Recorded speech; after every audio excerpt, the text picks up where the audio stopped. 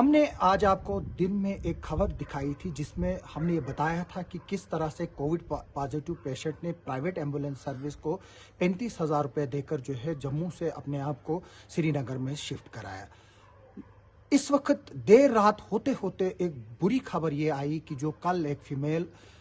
Covid positive patient تھے جس کو سری نگر شفٹ کرنا تھا، لیکن ایک سینئر ہیلتھ آفیشل کی ایروگینس کی وجہ سے جو ہے وہ اس کو سری نگر نہیں شفٹ کر پائے اور فورسفلی ان کو جو ہے وہ جموں شفٹ ہونا پڑا،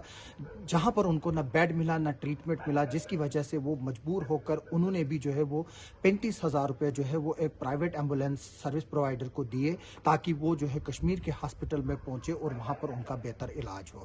لیکن بدقسمتی سے وہ جو ایمبولینس جموں سے تو سٹارٹ ہوئی تھی، لیکن وہ کلگام کے نیپور ایریا تک پہنچتے پہنچتے جو ہے وہاں پر ایکسیڈنٹ اس کا ہوا، اور جو دو یہ بہنیں تھیں جن میں ایک کووڈ پازیٹیو تھی اور جو اس کے ساتھ بہن سفر کر رہی تھی ایز اے اٹینڈنٹ، ان دونوں کی جو ہے وہ موت ہو گئی۔ کل رات کو جب ہم لوگ ہاسپٹل پہنچے، ہمیں جب یہ خبر ملی کہ زرینہ میڈم اور مریمہ میڈم جو بہت ہی کووڈ کی وجہ سے بڑی پریشان حال تھے اور ان کی حالت کافی خراب تھی، وہ ہاسپٹل میں اس انتظار میں تھے کہ ان کے لواحقین جتنے بھی تھے وہ التجا کر رہے تھے ہاسپٹل ایڈمنسٹریشن سے، ہاسپٹل سی ایم او سے کہ ہمیں سری نگر بھیجا جائے۔ سری نگر میں بیڈز کی اویلیبلٹی کووڈ کیئر میں زیادہ ہے بنسبت کی جموں۔ پچھلے دنوں میں آپ نے دیکھا کہ جموں جی ایم سی میں کتنی زیادہ ڈیتھس ہوئی due to the non availability of oxygen اور باقی چیزوں کے مد نظر رکھتے ہوئے۔ تو سبھی لواحقین نے انہیں یہی التجا کی کہ آپ انہیں سری نگر کے لیے ریفر کر دیجیے۔ تو جو میڈیکل سپرنٹینڈنٹ ہے، اب قانونی طور پہ اگر آپ دیکھیں تو میڈیکل سپرنٹینڈنٹ انچارج ہاسپٹل کا، he is the person who can shift and who can write a referral patients کے لیے کہ انہیں کہاں پہ بھیجنا ہے کہاں پہ نہیں بھیجنا ہے۔ میڈیکل سپرنٹینڈنٹ صاحب نے ان کو سری نگر کے لیے ریفر کیا۔ 108 جو کرٹیکل کیئر ایمبولینس کا ہیلپ لائن ہے، ہم نے اس پہ بھی بات کی، وہ بھی تیار ہو گئے انہیں سری نگر لینے کے لیے۔ لیکن جب انہوں نے سی ایم او صاحب کی پرمیشن مانگنے کی کوشش کی تو سی ایم او صاحب نے صاف صاف منع کر دیا کہ میں انہیں جموں نہیں بھیجوں گا،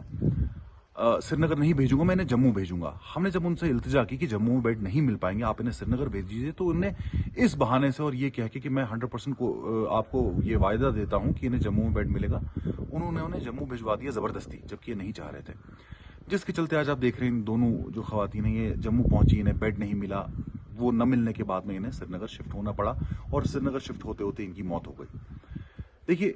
یہاں پہ یہ سوال اٹھتا ہے کہ کیا کووڈ کے نظام میں ہمیں یہ دیکھنا ہے کہ پیشنٹ کا ویلفیئر کہاں پہ، پیشنٹ کی زندگی کہاں پہ بچے گی، یا ہمیں یہ نیٹی-گریٹیز دیکھنی ہے کہ ہمارا ڈویژنل لیول کہاں پہ بنے گا کہاں پہ نہیں بنے گا۔ ہمیں یہ لگ رہا تھا کہ 370 ہٹنے کے بعد میں کم سے کم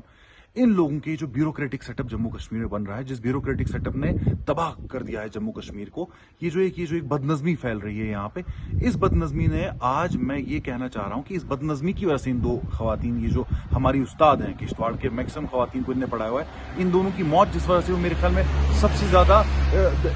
ہائی لیول کی ایک انکوائری بیٹھنی چاہیے کہ یہ دو بہنیں جو تھی، یہ ایک لیکچرر ریٹائرڈ تھی، دوسری ٹیچر ریٹائرڈ تھی، انہوں نے کشتواڑ کی 3 جنریشنز کو جو ہے وہ پڑھایا ہوا ہے۔ جو یہ دکھد خبر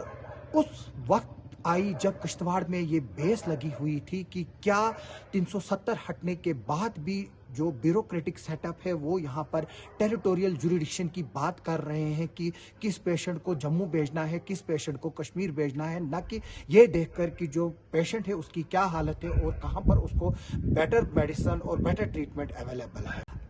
جو یہ دونوں بہنیں تھیں، ڈاکٹر زرینہ اختر اور حاجی مریم بانو جو یہ تھی، ان کی عمر تقریباً 70 سال کے قریب تھی، اور یہ دو بہنیں جو تھی وہ کشتواڑ میں نہیں بلکہ پورے چناب بیلٹ میں ٹیچری کے لیے مشہور تھی، کیونکہ انہوں نے 3 جنریشن جو اس وقت موجود ہے ان کو پڑھایا تھا۔ اب لے دے کر یہ سوال پیدا ہوتا ہے کہ ان کی موت کا ذمہ وار کون ہے؟ کیا وہ چیف میڈیکل آفیسر جس نے اپنی ایروگینس کی وجہ سے جو یہ پیشنٹ تھا اور جو دوسرا پیشنٹ تھا جو خوش قسمت رہا جو سری نگر پہنچ گیا، یہ جو دو بہنیں بدقسمت تھی جو حادثے کا شکار ہو گئی اور ان کی وہاں پر موقع پہ ہی موت ہو گئی، کیا سی ایم او ان کا ذمہ وار ہے یا کوئی اور ہے؟ لوگ ڈیمانڈ کر رہے ہیں کہ اس کی ایک پراپر انکوائری ہونی چاہیے تاکہ جو قصوروار افسر ہے اس کو جو ہے سزا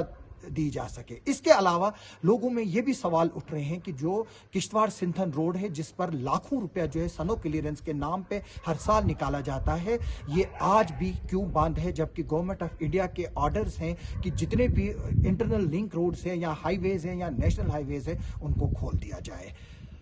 اب وقت ہی طے کرے گا اور لوگ ہی اس بات کا فیصلہ کریں گے کہ کیا جو ہے ان کے لیے صحیح ہے یا ایڈمنسٹریشن کرے گی. اگر ایڈمنسٹریشن کو یہ ڈیسیجن لینا تھا تو کل یہ دونوں بہنیں اور جو دوسرا کووڈ پیشنٹ تھا وہ سری نگر کے بجائے جموں کیوں شفٹ ہوئے. میں Asif Naik, JK news today کے لیے.